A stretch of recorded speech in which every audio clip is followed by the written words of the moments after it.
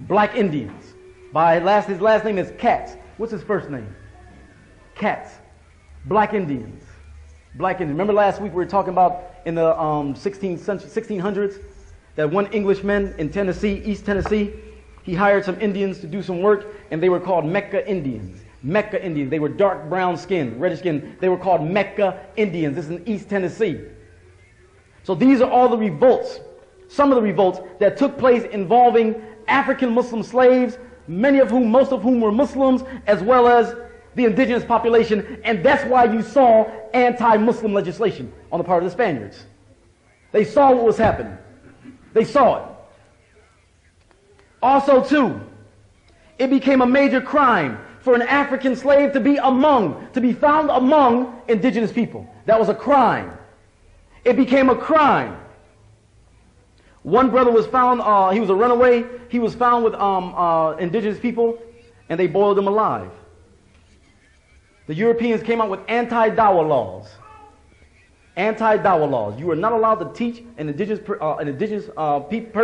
people tribe about Islam. Anyone who is caught teaching the so-called Indians about Islam will be punished. It was anti-dawah laws. This is how much they were affected by this, brothers and sisters. These revolts. So from day one, brothers and sisters, when we got here, we was always causing trouble. That's our legacy. We were disobedient. We were rebellious. We was making dawah. We were so-called arrogant. And we was whooping them up. We was whooping them up. That's our legacy. So therefore, when you see African Muslims today, and African American Muslims today, and we ain't got that fire, we done forgot who we are. When you see Al-Hajj Malik al-Shabazz, that was a continuation of a tradition. That wasn't nothing new. That was a continuation of a tradition. African Muslim slaves influencing the non-African Muslim slaves. African uprising led by Muslims. That's a legacy. I want to wrap this up. A Spanish poet said, the Wolof are skillful and very warlike, with vain presumptions to be knights. That's because they knew horses. Them Europeans came over with horses, and what they would do, they would let them come. They would let them come. The horses would come. As soon as the horses would come, they would open up like a gate and let the horses go through. And then by the time the horses turned around, they'd be set back up and ready for an attack. So they knew how to defend themselves against horses, and they also knew how to use horses for the offense too. Keep in mind, when we're talking about the 1800s, the 1700s, and the 1800s, we're talking about the Sokoto Caliphate. We're talking about people who actually came over here, African Muslim slaves who came over here, who were a part of that revolution. Two things went down in the early 1800s, brothers and sisters, that had an effect on all of this in terms of revolts. One, the Sokoto Caliphate in West Africa. It was established in 1803, dismantled in 1903, established in 1803. Some of those people who were involved in it were brought over here as slaves in the Caribbean, end up leading slave revolts. And two, early 1800s, the revolution in Haiti. Brothers and sisters, we underestimate the revolution in Haiti. The revolution in Haiti. The slaveholders in America used to have a fear of slaves taking over a plantation. That was their biggest fear, slaves taking over a plantation. How do you think they felt about slaves taking over a country? That's what happened in Haiti.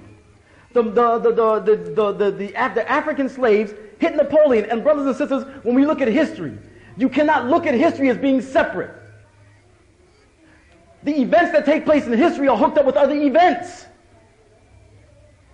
The Louisiana Purchase was made because of Haiti. Napoleon needed money to fight in Haiti.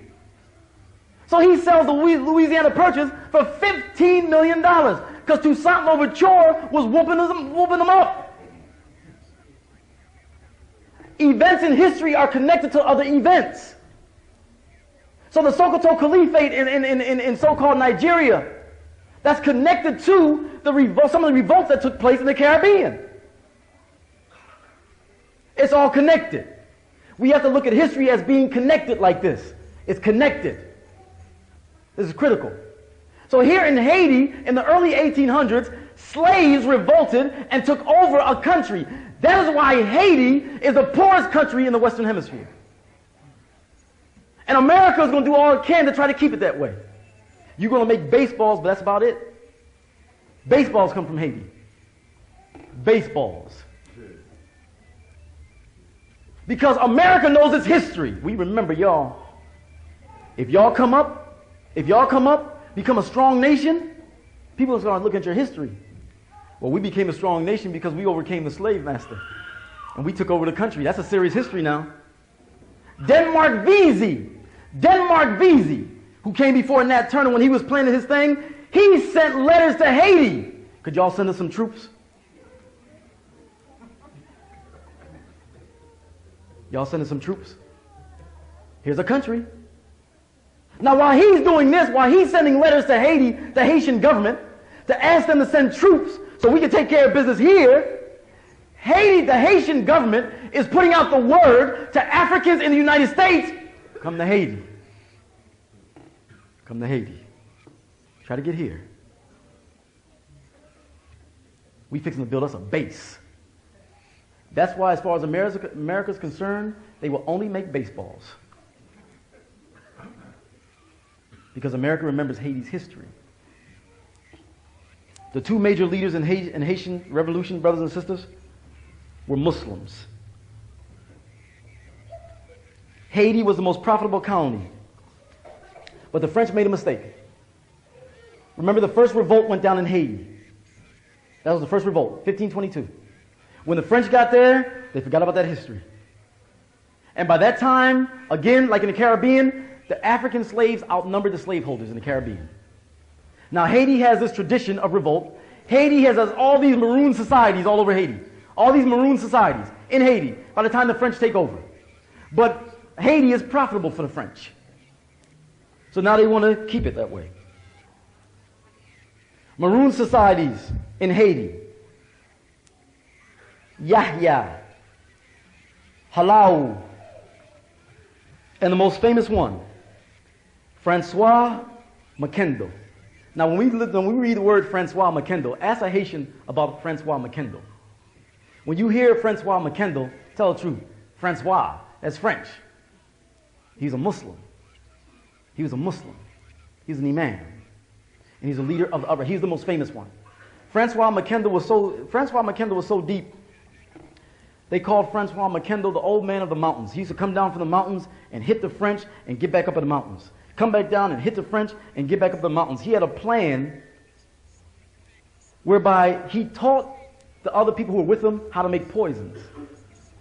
And they would take the poisons and they would feed the poisons